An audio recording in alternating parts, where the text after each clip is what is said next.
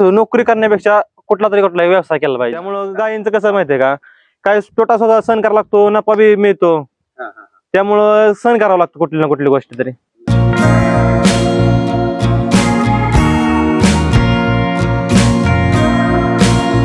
शेतकरी मित्रांनो नमस्कार. शेतकरी मित्रांनो, आज यशोगाथा या कार्यक्रमात आपण पाहणार आहोत एका तरुणाचा दुग्ध व्यवसाय.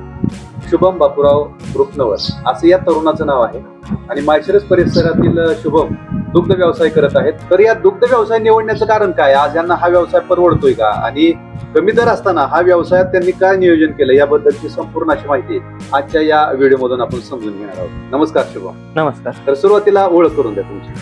शुभम बापूराव रुपनवर, गाव कारुंडे, राहणार पाटील वस्ती. बरं. तर शुभम, दुग्ध व्यवसाय का केला तुम्ही, का करावा असं वाटलं तुम्हाला, शिक्षण न घेता नोकरी न करता? नोकरीला गेलं तर पगार कमी आणि जर धंदा केला ना तर कसं आपलं सेटेल, स्वतःच धंदा, कोणाच्या हाताखाली काम नाही करायचं, काय नाही, सगळं स्वतःच आपलं. कवा बी काम करता येतं, कवा बिंदास मध्ये राहायचं. त्यामुळं व्यवसाय आपला निवडलेला आहे. बरं बरं बरं. पण आता दुग्ध व्यवसायच का निवडला? कारण हा आमचा म्हणजे पप्पांनी सुरुवात केलेला धंदा आहे आणि लहानपणापासून नाद लागलेला आहे धंद्याचा. त्यामुळे धंदा केलेला आहे. बरं बरं. पण आता कष्टाचं स्वरूप बघता तरुणांना वाटतंय कष्ट नको, तर आता ह्यात कष्ट असते. नाही, कष्ट केल्याशिवाय पर्याय नाही ना.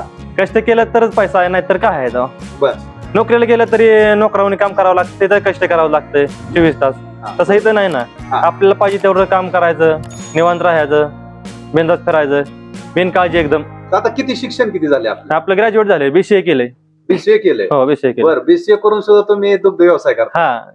पण आज काय वाटतंय तुम्हाला, शिक्षण घेतलं, BCA केलं आणि दुग्ध व्यवसाय करताय, कधी अशी शोकांतिका नाही का वाटत, उगाच आपण या व्यवसायाकडे आलो? नाही, तसं नाही काय. उलट व्यवसाय हा भारी आहे, उलट आरामशीर एकदम मस्त पैकी, बिनकाळजी. नोकरी केली की जाय त्याचा खर्च मांडाळा, पगार कमी, त्याची तर बरं आहे ना आपलं, आरामशीर घर, सगळं घरचं जेवण सगळं आरामशीर एकदम. बरं बरं बरं. कुठलाही व्यवसाय करत असताना त्या व्यवसाय लागणारा जो काही कच्चा माल असेल किंवा त्याचं पोटेन्शियल म्हणतो आपण, तो निवडत असतो. तर कशा, म्हणजे आता ह्या व्यवसायातलं गाय निवड ही सगळ्यात महत्वाची आहे. तर कशी गायची निवड केली तुम्ही?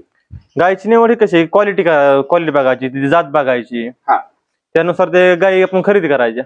बरं. किती गाय आहेत आज सध्या आपल्या फार्म? आपल्याकडे 10 गाय आहेत, 6 कालवडी आहेत. बरं. 6 कालवडी आहेत. बरं. कालवडी सांभाळायला परवडतंय का? परवडतंय की. एवढ्या गायांमाग कालवडी सांभाळायला परवडत. बरं. आता चालू परिस्थितीला काय दर आहे आपला? आपला 29 रुपये दर. परवडतोय का या दरात? आता कसं सांगता येत नाही. आता कसं दुष्काळ पडल्यामुळे थोडस व्हायचं, चाऱ्याची थोडीशी पाणी कमी असल्यामुळे चारा कमी पडतोय ना, त्यामुळे विकत ही घ्यावा लागतोय, त्यामुळे थोडस परवडत नाही. बरं. म्हणजे तसं परवडतंय बऱ्यापैकी, पण नॉर्मल आपले जे शिल्लक राहते थोडस ते कमी राहते. म्हणजे भरपूर शिल्लक राहणार थोडं कमी राहते.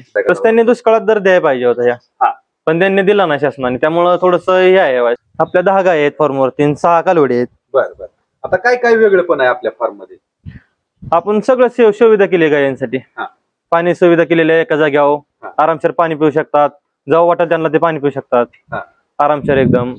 फॅनची सोय केलेली आहे, शावर बसवलेले आहेत गारवा लागायसाठी त्यांना उन्हाळ्याचा. आणि झाडांची बी व्यवस्था केलेली आहे, म्हणजे कसं झाड आपली असावी सावलीसाठी मस्तपैकी. आमचं सकाळी 7:30 ला गाय आम्ही बाहेर काढतो ह्यातनं, गोट्यातनं, आणि संध्याकाळी 4:30 वाजता आत घेतो. एकदा खाया टाकायचं, दाराला बसायचं, दारा झाल्या की लगेच गाय हाकलून द्यायच्या बाहेर. बरं. आणि कसं खुराक कुठला वापरताय? खुराक आपण पेंड, इंद्रनील पेंड वापरतो आपण, भुसा, हे 2 पदार्थ आपण, आणि सरकी एक. मिनरल मिक्सर त्यात टाकणे. गाय किती वेताची आहेत आपल्या सगळ्या? गाय बऱ्यापैकी म्हणलं तर 2-3 येताच्या आपल्या घरच्या कालवडी आहेत, आणि ज्या बाहेर निघत घेतल्या 3 आहेत, त्यातल्या थोड्याशा आहेत थोड्या जास्त मध्ये. गायींना दिवसभरात किती तुम्ही चारा टाकताय? 30 किलो. 30 किलो. आणि त्यानंतर निवांतच असतात गाय? निवांत. सुरुवातीला पहिलं 15 आणि संध्याकाळी 15. बरं बरं बरं. किती लिटरची गायची कॅपॅसिटी आहे आपली? गाय अंदाज तरी 12 लिटर चालते वेल्यानंतर, एका टायमिंग साठी. बरं बरं बरं. आता काय चित्र आहे आपल्या परिसरात, काय चित्र आहे तरुणांचं? तरुणांचं बऱ्यापैकी आमच्या इथं भागात बऱ्यापैकी हा धंदा आहे, दुग्ध व्यवसाय. काय आहेत नोकरीला, पण तरी त्यांच्या घरी सुद्धा गाय आहेत. त्यांनी ठरवायसाठी फक्त नोकरी धंदा केलेला आहे, पण ते नंतर हे धंदा करणार आहेत बऱ्यापैकी. आता पूर्ण आमच्या इथं वस्ती हा प्युअर हा धंदा आहे आमच्याकडे दर्शाचा. बऱ्यापैकी आमच्या वस्ती 4-5 गोट मोठा आहेत. आता गायचा आजारपण याच्यासाठी काय करता? गाय आजारी पडतात का? आमच्या गाय असं मुक्त संचार केल्यामुळे गाय आजारी कमी पडते.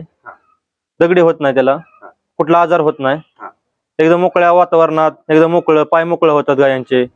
बांधून म्हणलं की एका जाग्यावर पाय व्हायचं मोकळं होत नाहीत. आधी बांधून होते त्यावेळेस काय परिस्थिती होती? त्यावेळेस मस्टड्या भरपूर होत होता, गाया खराब व्हायच्या लय. त्यामुळं मुक्त संचारांचं म्हणजे काय ठिकाणी जाऊन गोट बघितलं कसं केलंय कसं नियोजन नाही, त्यानुसार आम्ही नियोजन केलेलं आहे. भीती वाटली का सुरुवातीला गाय सोडायच्या मोकळ्या मारतीच्या? नाही, 1-2 दिवस फक्त म्हणजे करत होते बांधणं व्हायचं, पण परत एकदा सवय झाली की एकदम ओके मध्ये राहिलं सगळं. कालवड पण यामध्ये सोडतात? हा, कालवड सुद्धा 6 महिन्याची कालवड झाली की आतमध्ये सोडून देतो. हा, वेगळा कप्पा केलेला आहे त्यांना. एक दूध जोपर्यंत दूध पाचतं तोपर्यंत वेगळ्या कप्प्यात ठेवतो आम्ही. दूध बाजाच बंद केलं की मग इकडं सोडतो. बरं. कालवडांचं कसं नियोजन करता? खुराक असेल, चारा असेल? कालवडाला आपलं आहे तेच खुराक, जे दर्शनला ठेवतो ते त्यांना ठेवायचं, फक्त कमी प्रमाणात ठेवायचं. कमी प्रमाणात? हा. साधारण एक गाय किती लिटर दूध देते? 12 म्हणजे दिवसाला 24 लिटर दूध देते. 24 लिटर. साधारण किती काळ जास्त दूध देते गाय? एक 4 ते 5 महिने. भरल्यानंतर एक 2 लिटर कमी कमी होत जात. जसं मग महिना त्याचा वाढत जाईल तसं दूध हळूहळू कमी होत जातं. लयत लयत एक 7 ते 8 लिटरच्या आसपास गाय येते, म्हणजे शेवटच्या महिन्या 8व्या पर्यंत. पण आता गाय व्याल्यानंतर ज्यावेळेस सिमेंट वापरता त्यावेळेस कुठलं वापरता? कारण आता डॉक्टरच्या सल्ल्याने वापरता का तुम्ही? काय सांगता डॉक्टर? नाही, आपणच सांगतो. म्हणजे जर पहिल्यावर भरायचं असलं तर एक कमी टाक्यातलं भरायचं, एक 75 टक्क्याच्या आसपास भरायचं. आणि जर दुसऱ्या येतापासून एक भारीतलं भरायचं 100% आसपास. आमच्या गोट्यावर फक्त सिमीज भरायला डॉक्टर येतो, नाही तर कुठल्या ह्याला येतच नाही. घरी काय काम करता का आरोग्याची तुम्ही? हो, घरीच सगळं. काय म्हणजे आजारी पडल्यानंतर? म्हणजे जास्त करून आजारी पडत नाहीत. जास्त करून एक आयुर्वेदिक, जास्त करून फक्त एक मस्टडा झाला तर तेवढा पुरतं फक्त घरची घरी करायचं, नाही तर कुठला आजार होत नाही गायसनी. म्हणजे मुक्त केल्यामुळे तुम्हाला फरक वाटतोय? हा, मुक्त केल्यामुळे फरक आहे भरपूर. आता मुक्त केलं गाय, एक माणूस किती गाय बांधून सांभाळू शकतो आणि मुक्त असल्यावर किती सांभाळू शकतो? मुक्त असलं ना एक माणूस एवढ्या गायांना सुद्धा हँडल करू शकतो, पण बांधून म्हणलं की त्याला 2-3 माणसं पाहिजेत आरामशीर एवढ्या गायांसाठी. आधी कसं असतं, शेणाचं मध्ये एका खड्डा खांदायचा, त्यात ठेवायचं, साठवून ठेवायचं. ते परत काय आपलं वाटेल तर रानात टाकायचं, नाही तर विकायचं, पण ते कमी दरात जात होतं. तसं या मोकळ्या गोट्याचं कसं जास्त दरात जातं या, का तर ह्यात मुतारी साठते, मिक्सिंग होतंय, मिश्रण होतंय ना शेणाचं न मुतारीचं. त्यामुळे हे जास्त ह्यानं विकतंय ना, क्वालिटी रानाला फरक पडतोय, पिकाला मानवतंय सगळं. म्हणजे जास्त दराने घेतात? हा, जास्त दराने निघतो. एवढा चारा आणण्यासाठी कशाचा वापर करतो? आपली बैलगाडीचा. बैलगाडीचा? हा, बैलगाडीच तुम्ही वापरताय? हो, बैलगाडी वापरतोय. बरं. पावसाळ्यात कसं नियोजन करता? पावसाळ्यात आपलं बैलगाडीने वैरण आणायची सगळी टोटल, किती कसले चिकोल असू द्या बैल वैरण आणतात. तसं ट्रॅक्टरचा उपयोग होत नाही ना पावसाळ्यात. ट्रॅक्टर कुठून बसतो चिखलात, काय होतं, तसं बैलांचं नाही ना. किती अडचण असू द्या बैल वैरण आणतात बाहेर. बैल बी आम्ही शेतीला वापरतो. म्हणजे शेतातली सगळी कामं तुम्ही बैलांनाच करतो? हो. बरं. म्हणजे तो खर्च तुमचा वाचतोय? हो, ते करतो. म्हणजे 2 बैल परवडतायत तुम्हाला या व्यवसायासाठी? आम्ही ते करून बाहेरचा व्यवसाय करतो बैलांचा, म्हणजे ऊस बांधणे, सरे काढणे, हा व्यवसाय आम्ही बैलांनी करतो. बरं. म्हणजे की तुम्हाला त्यातून ते बैल पैसे पण कमवून देतात? हा, पैसे कमवून देतात. बरं. आता ही जी गाय आहे उभा राहिलेली, किती लिटरची कॅपॅसिटी आहे गायची? ह्या गायची कॅपॅसिटी 12 लिटर आहे. 12 लिटर? हा. बरं. आता भविष्यातलं काय नियोजन आहे? भविष्यातलं गोटा वाढवायचा आहे. आमचं टार्गेट आहे ते 200 ते 250 लिटर दिवसाला. तिथे विजिट करतो, चांगला गोटा असला एखादा किंवा एखाद्याला प्रोत्साहन देतो. आमचं एक जवळच खास मित्र आहे, त्याने बी केलेलं आहे, पण त्यानं अजून मुक्त संचार केलेला नाही. आता गाया तयार केलेल्या आहेत त्या, म्हणजे आता बांधून जायचं त्या गोट्यात. आता तुम्हाला किती दुधाचं कलेक्शन किती होतंय तुमचं? आमचं आता दिवसाचं 150 लिटर आहे. 150 लिटर. आणि किती पगार येतो तुमचा? आमचा पगार तसा पेंड हे जाऊन नाही म्हणलं 15 दिवसाला एक 30,000 रुपये येतो. किती खर्च आले स्ट्रक्चर? खर्च तसा लय गेला, म्हणजे पूर्ण घरी सगळं बांधाय त्यातनं, म्हणजे शिफ्ट होऊन आले राहायला इकडं. जुन्या जागेवर नव्या जागेवर राहायला. त्याच्यामुळे करायला यायला खर्च झालेला आहे. नाही म्हणलं एवढ्याला तरी आमचे एक 7-8 लाख रुपये गेलेले आहेत, म्हणजे घरासकट. बरं. म्हणजे की तुम्हाला एवढे 7 ते 8 लाख रुपये खर्च करायला पण तुम्हाला काही अडचण वाटली नाही? काय अडचण वाटली नाही. समाधानी आहे तुम्ही? समाधानी एकदम. बरं. तरुणांना काय सांगा? तरुण नाही, काय असो, नोकरी करण्यापेक्षा कुठला व्यवसाय केला पाहिजे. कसला का व्यवसाय केला पाहिजे. नोकरीपेक्षा व्यवसाय चांगला देऊ शकतो. फक्त एवढं की टिकावणं व्यवसाय टिकावणे फक्त पाहिजे फक्त त्यांनी फक्त काय करायचं परवडत नाही म्हणून सांगायचं. काय दिवस कष्ट केलं का नाही चांगलं फळ मिळतं.